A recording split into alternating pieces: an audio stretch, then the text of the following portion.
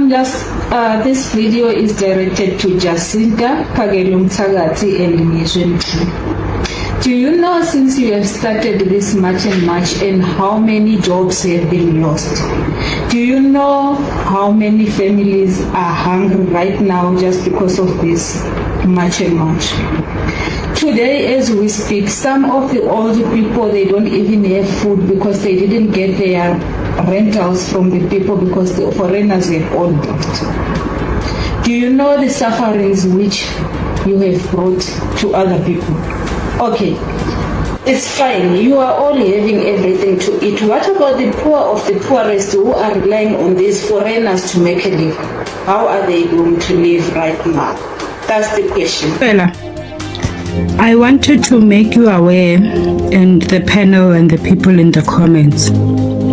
The latest report has come out on unemployment rate. I think about 4 hours ago. The country has lost in the last quarter that they're reporting on. We have lost 121,000 jobs. So while we are busy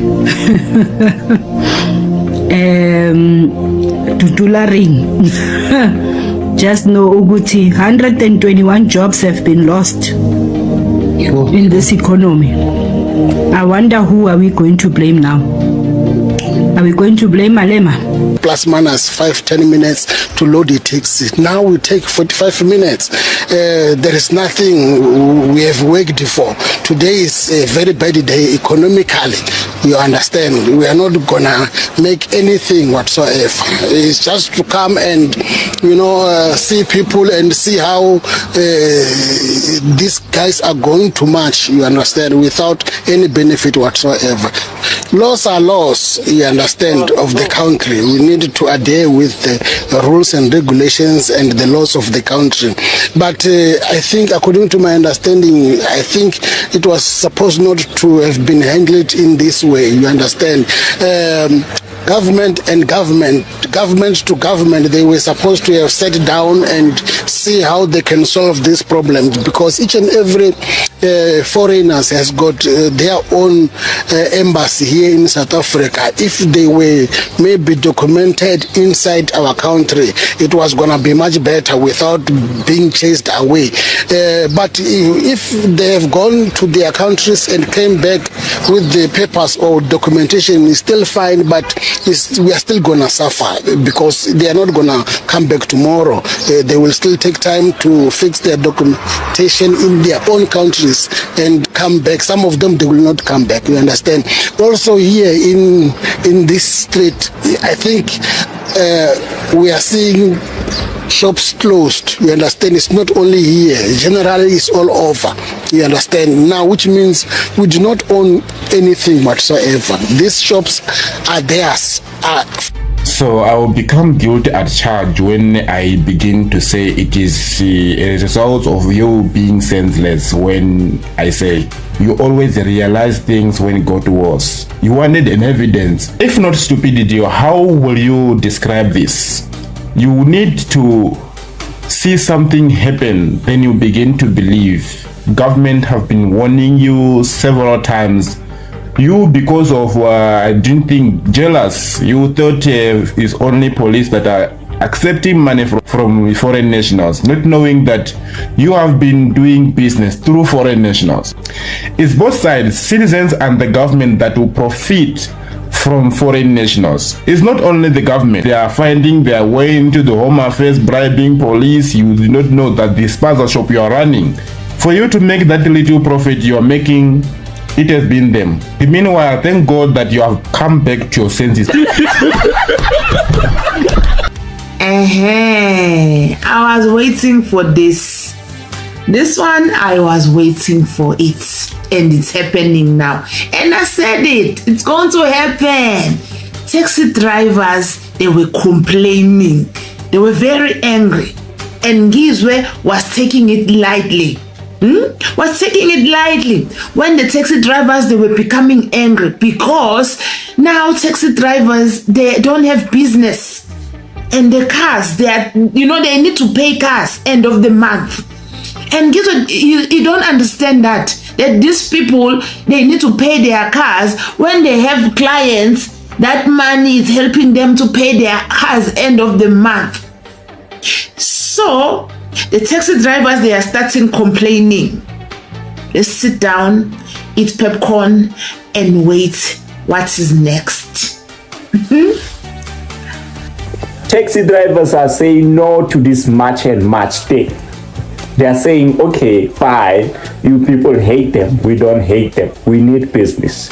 We mean business.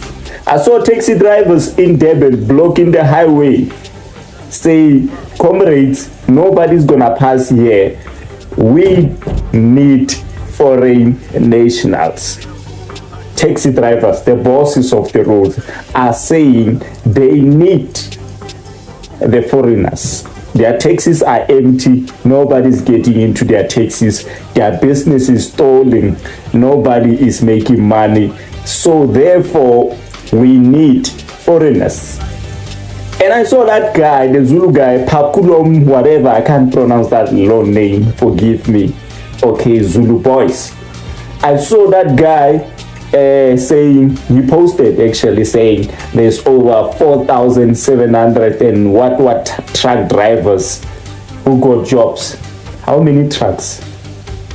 Okay, let's be logical. How many trucks in South Africa for 4,000 people to get jobs? 4,000.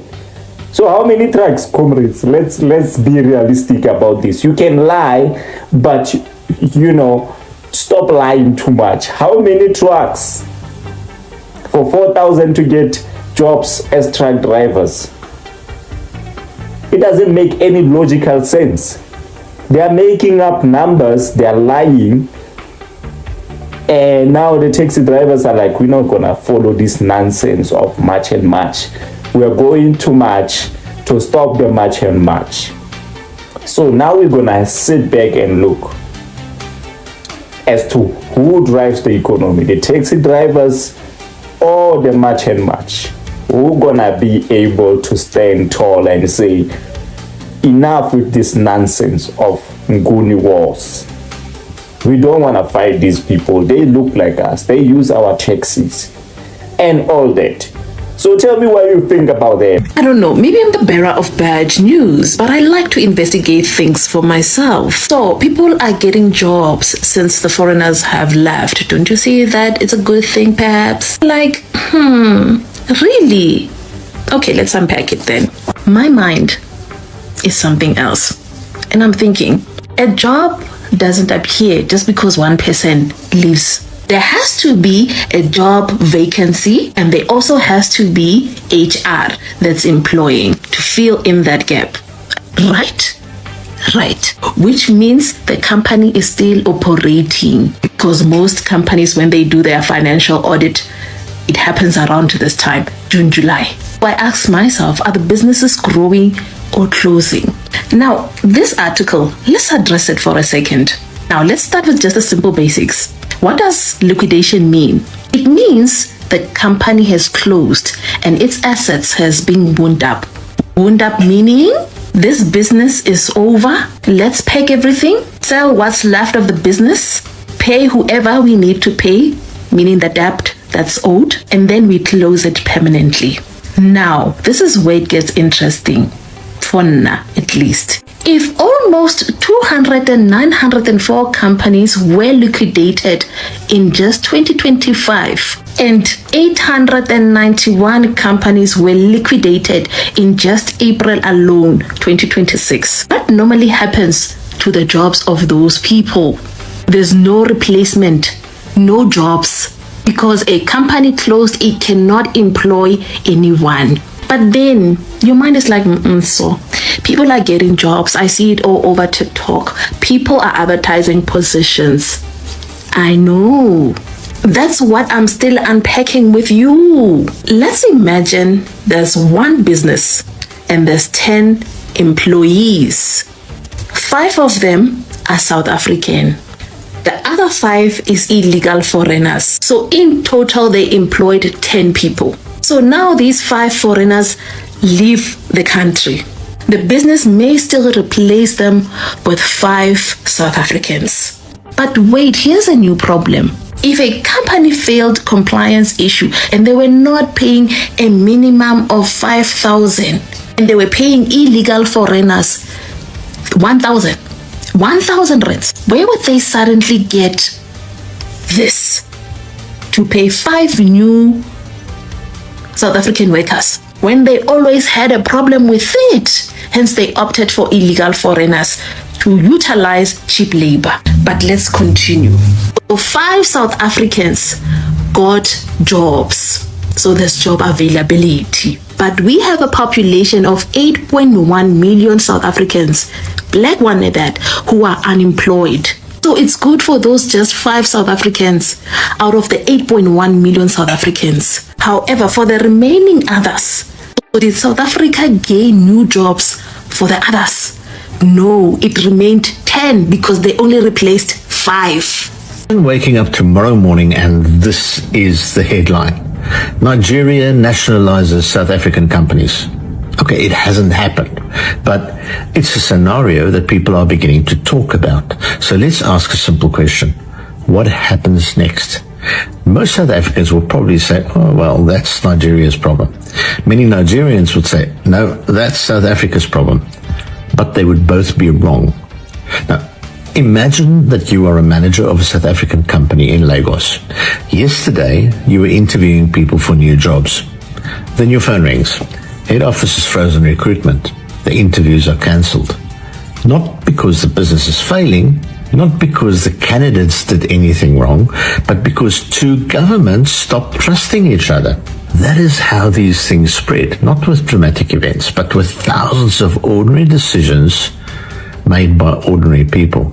Before politicians have finished arguing, families are already living with the consequences. That's what geopolitics really is. Political arguments don't stay in parliament. They end up around ordinary people's kitchen tables. Whether this ever happens isn't really the point. The question is, are governments thinking far enough ahead? Everywhere, problem.